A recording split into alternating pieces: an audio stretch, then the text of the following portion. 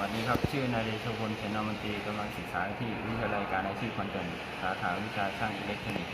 วันนี้จะมาสาธิตวิธีการต่อวงจร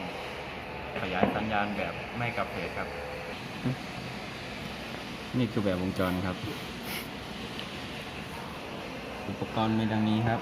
1 IC เบอร์ 741ครับ2ตัวต้านทาน10กิโลโอห์มครับ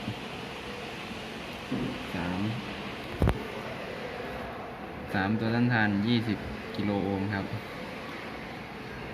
4ตัวต้านทาน10กิโลโอห์ม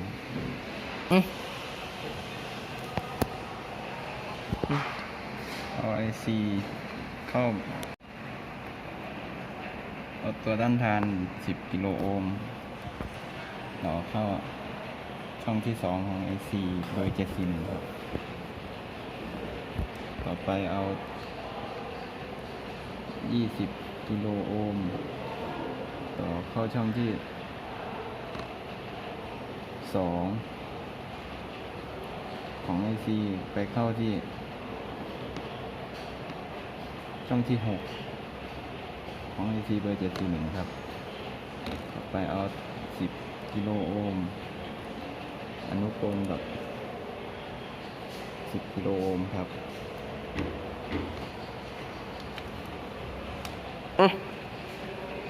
เอา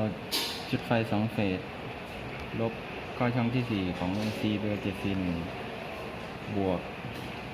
เข้าที่ช่องที่7ของ IC เบอร์ 741ครับ9เข้า10กิโลโอห์มครับ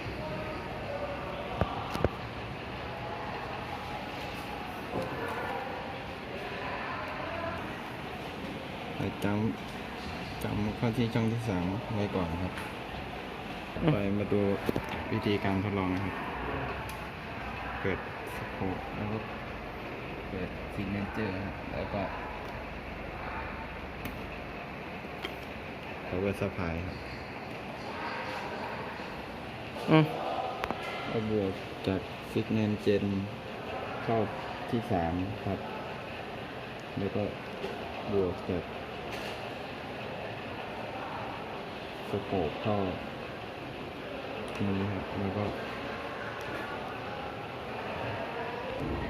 ลบซิกเนเจนเข้าตรง10กิโลโอห์มครับแล้วก็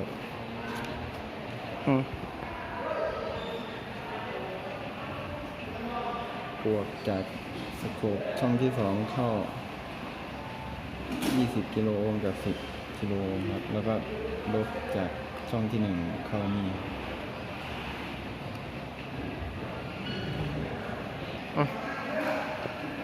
นี่นะครับผลการทดลองเราปล่อยสัญญาณมา1ช่อง